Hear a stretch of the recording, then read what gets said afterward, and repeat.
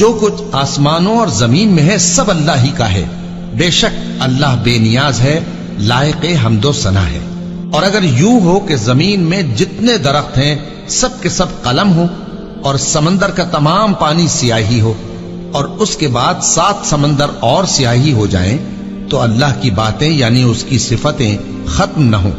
بے شک اللہ غالب ہے، حکمت والا ہے.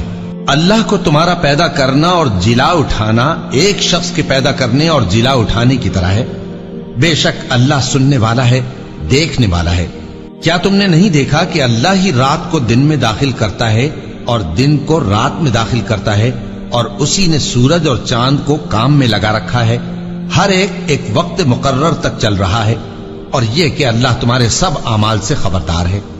یہ اس لیے کہ اللہ کی ذات ہی برحق ہے، اور جس کو یہ لوگ اللہ کے سوا پکارتے ہیں وہ سب باطل ہے.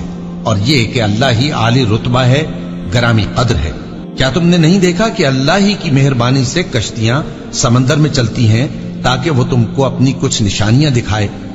بے شک اس میں ہر صبر کرنے والے، شکر کرنے والے کے لیے نشانیاں ہیں. اور جب ان پر سمندر کی لہریں سائبانوں کی طرح چھا جاتی ہیں تو اللہ کو پکارنے اور خالص اس کی عبادت کرنے لگتے ہیں.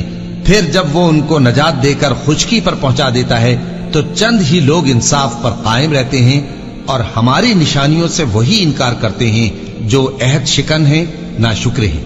لوگو اپنے پروردگار سے ڈرو اور اس دن کا خوف کرو کہ نہ تو باپ اپنے بیٹے کے کچھ کام آئے اور نہ بیٹا باپ کے کچھ کام آ سکے. بے شک اللہ کا وعدہ سچا ہے. پس دنیا کی زندگی تم کو دھوکے میں نہ ڈال دے، اور نہ وہ بڑا فریب دینے والا شیطان تمہیں اللہ کے بارے میں کسی طرح کا فریب دے. اللہ ہی کو قیامت کا علم ہے، اور وہی میں برساتا ہے، اور وہی حاملہ کے پیٹ کی چیزوں کو جانتا ہے. اور کوئی شخص نہیں جانتا کہ وہ کل کیا کام کرے گا، اور کوئی شخص نہیں جانتا کہ کس سرزمین میں اسے موت آئے گی. بے شک اللہ ہی جاننے والا ہے اور خبردار ہے.